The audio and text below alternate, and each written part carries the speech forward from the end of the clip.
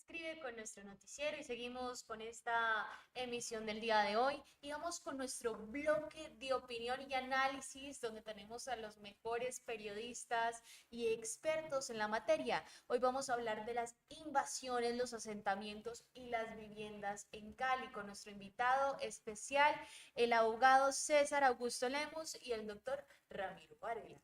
Bueno, me permito presentar a nuestro invitado experto número uno en la ciudad en lo que tiene que ver con asentamientos normales, con la problemática de las invasiones, sus soluciones que no son otras que habitacionales. Entonces vamos a debatir sobre estos temas y estaremos nosotros retroalimentando con los ciudadanos toda esta información que vamos a tener en este bloque de opinión. Bienvenido, doctor César, y aquí estamos para fortalecer toda la temática que tiene que ver con el desarrollo territorial de la ciudad de Cali. No, todo lo contrario, muchas gracias a usted, doctor Ramiro, a su equipo, por la oportunidad que me brindan de abordar este tema tan importante y de tanto impacto genera en el desarrollo de la ciudad. ¿Cuál es el principal problema en número de asentamientos y número de unidades habitacionales de desarrollo incompleto en zonas de ladera, en zonas planas que tiene la ciudad de Cali que indudablemente generan un riesgo para Cali? Bueno, más adelante vamos a ver los planos, ¿sí? La verdad es que Cali es una ciudad sitiada por los cuatro extremos en materia de asentamientos precarios o asentamientos humanos de desarrollo incompleto. La verdad es que el concepto genérico es asentamientos precarios, que se desglosa en cuatro especies. Asentamientos precarios de desarrollo incompleto urbanos, asentamientos humanos de desarrollo incompleto urbanos, asentamientos humanos de desarrollo incompleto rurales, barrios precarios y centros poblados precarios. Todos estos conceptos se han desarrollado y se han perfeccionado y, digamos, se compilaron a partir de la política pública Mi Hábitat. Pero ese es un problema que en la ciudad casi que viene paralelo a su proceso reciente de desarrollo. Recordemos que en la historia del Valle del Cauca, el hito que dispara el crecimiento como región es fundamentalmente la apertura del Canal de Panamá y el ferrocarril a Buenaventura, que de hecho hizo que en muy corto tiempo llegaran acá las trilladoras de café, que era, digamos, lo más sofisticado y novedoso que teníamos en el portafolio exportador del país, y llegaban alrededor de 7 trilladoras a la ciudad que incrementaron un 40% el empleo local. Automáticamente se inicia todo ese proceso migratorio que hace que aproximadamente de los años 32 al año 2020 la ciudad creciera alrededor de 32 veces en su población. Usted lo planteó en pantalla, ese crecimiento poblacional, digamos, desde la fundación del Valle del Cauca, digamos, como un límite de referencia en 1910 a la fecha, es un crecimiento exponencial que tiene que ver con la ocupación de la tierra. Exactamente, porque nunca la ciudad se ocupó porque hubiera una oferta de vivienda para los estratos inferiores de la pirámide social. Y de esa manera, digamos, ha habido una cantidad de documentos que hacen referencia, digamos, a cuántos, se ha tratado de cuantificar cuántas invasiones o asentamientos de esta naturaleza hay en la ciudad. Yo recuerdo que en el empalme nos hablaban de 221, hay un documento de la Universidad del Valle que habla de algo así de 288, en fin, pero lo cierto es que en Cali alrededor del 44.57% de los hogares viven en asentamientos humanos de desarrollo incompleto y alrededor de un 39% de estos están en zona de alto riesgo no mitigable. Es un doble problema, una doble responsabilidad para la ciudad. Y digamos, este ha sido un problema que permanentemente, digamos, casi que ni los unos ni los otros se han ocupado realmente del tema. porque es un tema complejo, es un tema que es poco, como dirían ahora, sapiloso, es un tema molesto, incluso doloroso a la hora de asumirse en sus soluciones. Doctor César, usted nos plantea en ese cuadro que nos presentó en pantalla anteriormente, en cifras redondas, el problema de Cali del 44% con asentamientos, con problemas, para llamarlo de una manera que lo entienda. El problema es que no tiene vías o no tiene alcantarillado o no tiene acueducto o no tiene alumbrado, energía pública, no tiene, es riesgosa su estabilidad en el terreno. Pero de eso, el 39% en palabras, en cifras globales, son 250.000 personas que deben salir porque están en áreas no mitigables. Ese es un problema gigantesco que en el caso de un terremoto tendríamos objetivamente más de 1 millón de personas las que tendríamos en Cali está en una zona de alto riesgo sísmico y sería un problema gigantesco de orden mundial. ¿Es correcta esta interpretación, Sí, doctor César? es correcta, sí. Incluso en temporada invernal. Aquí, Como lo estamos viviendo. como lo estamos viviendo, porque como la ciudad crece desorganizadamente, no se respetaron las restricciones ambientales y gran parte de todo ese panorama de ocupación irregular están en áreas protegidas. Nosotros tenemos un activo muy importante, nosotros hacemos parte de Parque Natural Nacional Los Farallones, que son alrededor de 196.000 hectáreas repartidas en 4 municipios, de las cuales alrededor de 13.000 largas hectáreas están en Cali, ¿sí? Patrimonio de la ciudad. Se está invadiendo, recordemos que el Parque Natural Nacional Los Farallones está en las goteras de Cali, en algunos corregimientos, llega casi hasta sectores suburbanos. Tenemos otro gran activo, que es la zona nacional de reserva forestal, ¿sí? Que son algo así como cerca de, si la memoria no me traiciona, de 11.000 hectáreas, ¿sí? Que es Que están invadidas. en gran parte están invadidas, ¿sí?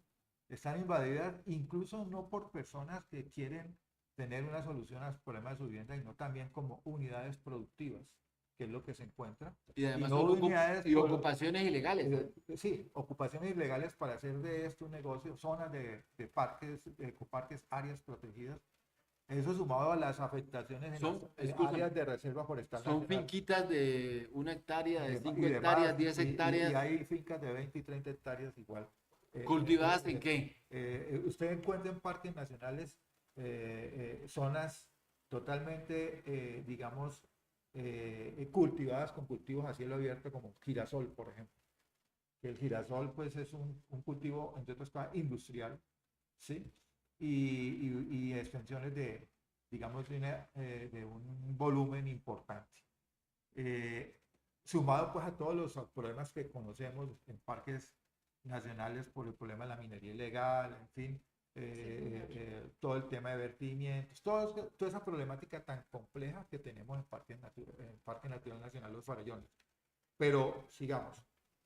Cali es una ciudad que tiene alrededor de 12, 13 ecoparques. Nosotros no somos conscientes de eso. Ya no estamos incluyendo aquí el Parque Natural Nacional Los Farallones, ¿sí? Sino ecoparques que han venido conformándose por el municipio. Bataclan, Cristo Rey, las Tres Cruces, Pance, Bueno, pero hay que Ecoparque La decirlo. Vida, ¿sí? De esos ecoparques hay unos que no son públicos, es decir, la titularidad de la tierra es privada. Sí, lo que pasa incluso en Parque Natural Nacional Los Farallones, porque es una extensión que está afectada en su uso, más no en su propiedad. Hay personas que tienen títulos desde el siglo XIX, son propietarios legítimos.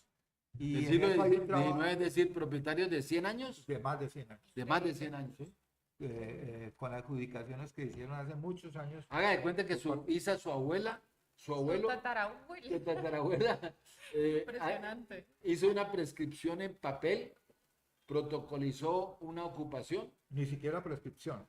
Son títulos de la nación, porque las prescripciones no operan para bienes, en tratándose de bienes de propiedad del Estado, de uso público, bienes fiscales, en este caso baldíos. Después hay una sentencia entonces también que de la Corte Suprema de Justicia que, digamos, estableció que incluso las adjudicaciones hechas por un juez no son títulos, porque el único competente para adjudicar baldíos de la nación es el nivel central, el orden nacional. Entonces, digamos, en eso hay una jurisprudencia importante y toda muy dirigida también a que tenga unas implicaciones ambientales, que eso es, digamos, uno de los grandes aportes, digamos, de la modernidad y de la Constitución del 91, que consagra esto como un derecho de última generación. Pero volviendo al tema entonces de las ocupaciones irregulares en Cali, ese es un mal que ha venido tomándose la ciudad de diferente, en los cuatro contornos de diferentes maneras, porque, y que suma al otro gran problema, que es la falta de control urbanístico en la ciudad.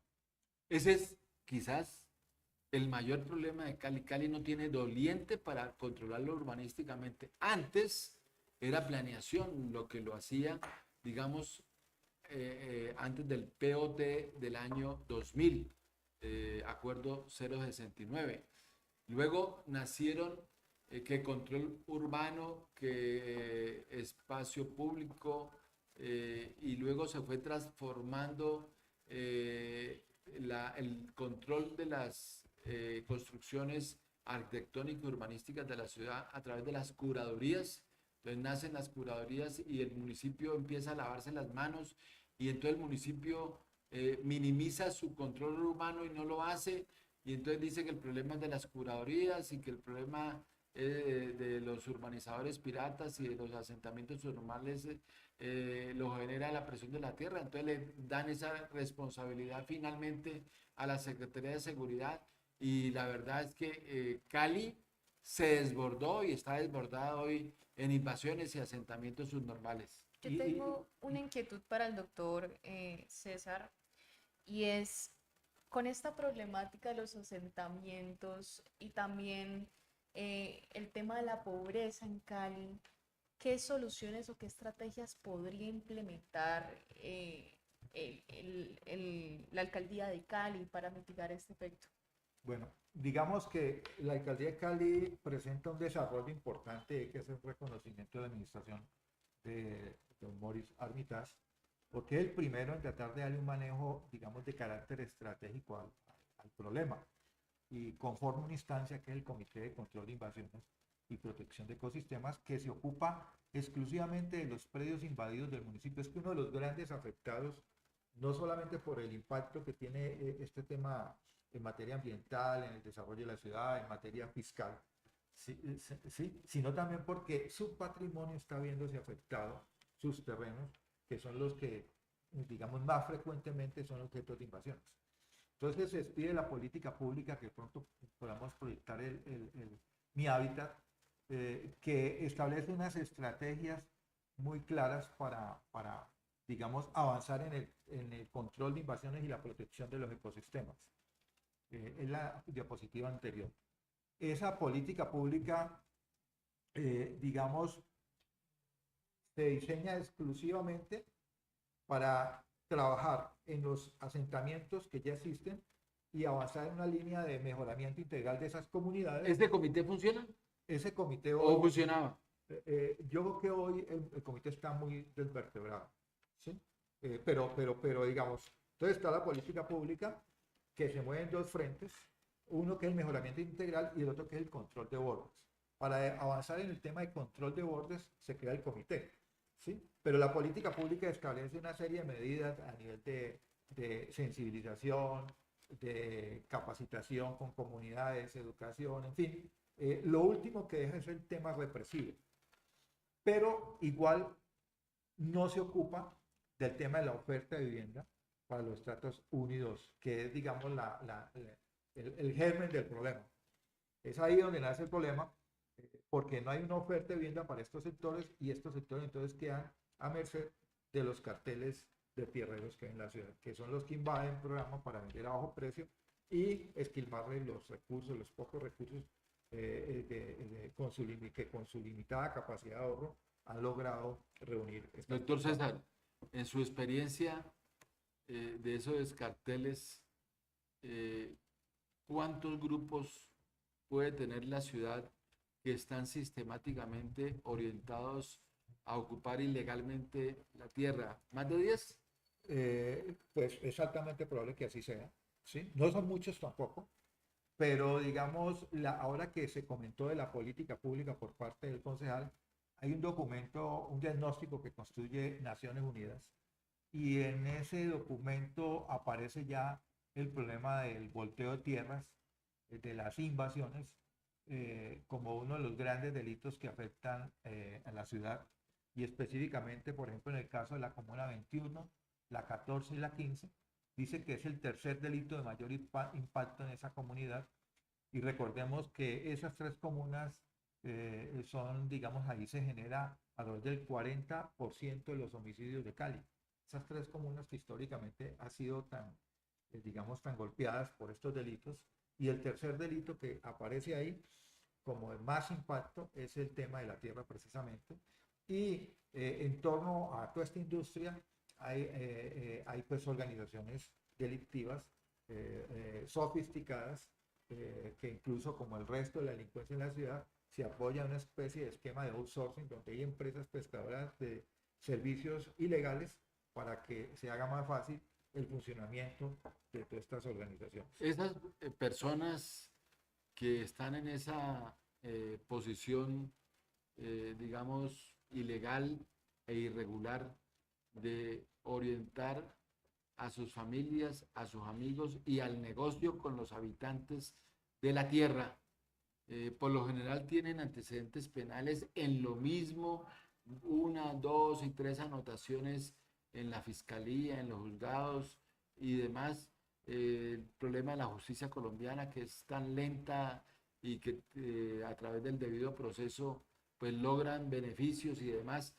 Eh, Esa situación usted la tiene diagnosticada y es un problema de que son casi que los mismos con las mismas. Hay una base operativa que son los encargados de materializar el hecho mismo de la invasión.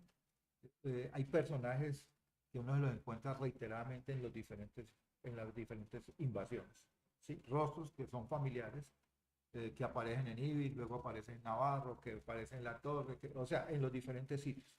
De ahí uno puede colegir que efectivamente son las mismas organizaciones las que están moviendo este tipo de actividad delictiva. Y son organizaciones que, como comentaba, han alcanzado un nivel de sofisticación importante y que han logrado permear diferentes instituciones, ¿sí? Y diferentes sectores de nuestro, digamos, mapa institucional local. Uno encuentra en las invasiones que hay un conocimiento perfecto del territorio y que Bueno, llegan a entonces tener documentos. ahí nace la pregunta que ocurrió en el pasado, puede estar ocurriendo ahora, que los mismos propietarios de la tierra que quieren vender terrenos que no son habitables, que están en zona de alto riesgo, etcétera, etcétera, que no tienen servicios públicos ni posibilidad de que lo haya, permiten que estos particulares revendan la tierra por metro cuadrado y generen ese caos urbano que estamos viviendo. Eso se sigue repitiendo en Cali. Sí, aquí hay una modalidad que hizo carrera, infortunadamente, sobre todo en áreas protegidas, zonas de alto riesgo y en general que tienen, digamos, sitios que tienen limitaciones en cuanto a su uso de suelo y la densidad para ser construidos, en los cuales utilizando una herramienta o una institución jurídica que es la venta en copropiedad en común y proindiviso, porque digamos, si tú vas a escriturar un lote en una notaría, te dicen, no, aquí mínimo son tantos metros y solamente permite una construcción de una vivienda de tantos metros, ¿sí? 150 metros en 5.000 metros cuadrados, por ejemplo, en área protegida. En algunos sitios puede ser así. Pero entonces ese dueño del predio, como sabe que no puede lotear legalmente, vende en común y proindiviso, ¿sí? Que eso sí no tiene ninguna limitación y el notario tiene el deber de correr la escritura. Entonces, divide los 5.000 metros en 5 lotes de 1.000 metros y se corre la escritura con esos 10 esas 10 personas que entran a ser copropietarios de ese inmueble bajo esa modalidad. ¿Sí? Y efectivamente cada uno va a construir, a levantar su casa. Ahí es donde se evidencia la falta de control urbanístico en la ciudad. Esa es la importancia de fortalecer lo que es la Subsecretaría de Inspección, Vigilancia y Control. Hay ciudades que las han fortalecido, han creado realmente una dependencia específica, las han vuelto incluso secretarías, las han fortalecido técnicamente,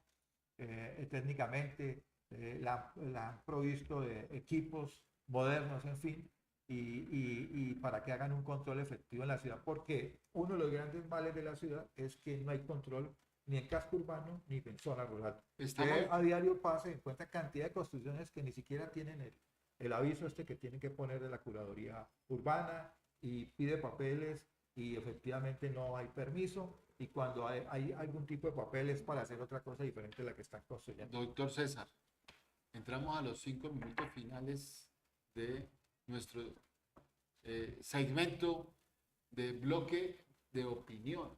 Sí, señora. Le debemos la respuesta a Isa. Sí. Pensemos que ella muy diligente y brillantemente nos dijo, bueno, ¿y cuál es la solución a la problemática? Vemos en primer lugar que el Cali le entregó la vivienda de la clase media popular, es decir, estratos 3 y 4 a Jamundí, a Jumbo, a Candelaria, a Palmira principalmente. Y vivienda para los estratos populares 1 y 2, que son en cifras redondas, Isa, el 50% de los caleños, no hay soluciones. Cali tiene un volumen muy grande de terrenos en el distrito de Agua Blanca, en los ejidos de Navarro, donde esa tierra se podría, con unos bajos costos de adecuación, a través de alzar el nivel el nivel del terreno para que no se afecte con el nivel freático, desarrollar una infraestructura de servicios que puede ser financiada por banca internacional para dar solución a los problemas, no seguir creándole ese problema que nosotros precisamos aquí. 250.000 familias deben ser reubicadas inmediatamente porque están en zona de alto riesgo. Eso quiere decir 1 millón de personas en términos generales. Podemos desarrollar la vivienda multifamiliar como existe en Medellín y en Bogotá, con los pajaritos, edificios de 18 y 20 para vivienda de estrato 2, con unas soluciones urbanísticas, arquitectónicas exitosas. ¿Qué pasa en Cali que no podemos seguir, doctor César, con esta problemática y dándole respuesta a Isa en el tema? Mira, aquí hay que trabajar en la oferta de suelo urbano para esos estratos. Poco terreno queda, como usted lo menciona, el caso Navarro. Navarro hay alrededor de 1.600 hectáreas, de las cuales, 1.400 hectáreas, de las cuales 600 eventualmente pueden tener desarrollo. Hoy el distrito no tiene cómo tener un control efectivo del territorio, y varias veces nos correspondió ir a sacar gente allá. En estos momentos está invadido Navarro, ¿sí? En algunos sectores. Es una tarea importante que tiene que ver. De las 600 hectáreas. Volver al tema que de hace años, lotes con servicios entregaba al municipio, en fin, y la gente autoconstruía. El que invade construye. ¿Usted cree que esa debe ser una gran solución? Política del Estado local, ¿sí? Y ayudarse con el doble subsidio nacional. Ahí tenemos en pantalla los terrenos al alcance. Hay que fortalecer el Comité de Control de Invasiones. Inicialmente, ya. Hay que devolverle los equipos con los que se trabajaba, volverle a contratar el equipo humano experto y que ya tenía profesionales que tenía ya trayectoria en el tema y conocían la ciudad, ¿sí? Hay que, digamos, afinar los mecanismos de trabajo con la policía, garantizar el acompañamiento policial, no solamente los operativos que a diario se dan, sino también en materia de investigación para desmantelar conjuntamente con la Fiscalía todas esas organizaciones criminales, fortalecerlo tecnológicamente, eso en el corto plazo, y garantizar los recursos para que se pueda hacer la oferta institucional que viabilice las recuperaciones de tierra. Esto contra un plan de recuperación de predios en la ciudad, áreas protegidas por su importancia ambiental y predios del municipio, que los hay urbanos, rurales, parqueaderos que están siendo explotados en estos momentos por particulares que son vías del espacio público y hasta bienes fiscales del municipio. Zonas de ecoparques que están invadidas, pero no el señor por su casa, sino extensiones importantes de varias hectáreas del municipio no tienen presentaciones. En el mediano plazo y largo plazo, el municipio tiene que, aparte de fortalecer la oferta, insisto, cumplir a cabalidad con lo estipulado en el plan, en la política pública Mi Hábitat. Y yo creo que el tema de invasiones, dada la magnitud y como viene creciendo año tras año la ciudad, amerita que se cree una dependencia que puede ser una unidad a la que deben de darse los recursos técnicos, humanos, en fin, tecnológicos para que atienda ese tema y debe dársele funciones de control de autoridad de policía para que pueda avanzar en los procesos de recuperación como tal en áreas protegidas y predios del municipio exclusivamente. Doctor Y como César. le digo esto contra una planeación en materia de recuperación de predios. ¿Por dónde debe arrancar el municipio? Tenemos infraestructuras vitales de la ciudad, por ejemplo, el Pondaje, que está invadida. Esa es una laguna de regulación para evitar las inundaciones en los barrios bajos de la ciudad. Entonces, si eso no se recupera, este tema que estamos viendo con el infierno, todos los días va a ser peor. El tren de cercanías que usted mencionaba ahora, es necesario iniciar cuanto antes la recuperación de esos predios. El tren de cercanías en su planeación tenía que en el 2028 iba a iniciarse la construcción. Hasta ahora no hemos recuperado un solo metro hay alrededor de 96 puntos impactados del tren de cercanías que tarea que debe adelantarse no solamente ante las autoridades de policía, sino eventualmente implican incluso procesos ante la Oiga, doctor justicia ordinaria. La César, se nos acortó el Sí. tiempo, agotó el tiempo. Sí, señor. Nos quedamos debiendo muchísimos temas, empezando por el corredor férreo, sus invasiones, tantísimos temas de soluciones. Bueno, Isa, Le agradecemos mucho a nuestro invitado de hoy, César Lemus, también al concejal Juan Felipe Muergueito, al director Ramiro Varela, muchas gracias. Lo más importante y la reflexión que hacemos hoy frente a los asentamientos es justamente la oferta del suelo como tal, el control urbanístico y también el respeto hacia las áreas protegidas para disminuir esa minería ilegal y esos asentamientos en zonas que son protegidas. Muchísimas gracias, somos... y mañana estaremos con el gran debate del agua. Sí, señor. Mañana tendremos un debate muy importante Con el aquí en ingeniero Ciudad al Aire. Hugo Salazar Jaramillo. Así que los esperamos en nuestra emisión de mañana. Ciudad al Aire por una ciudad más participativa. Somos Cali Escribe, donde están los mejores periodistas.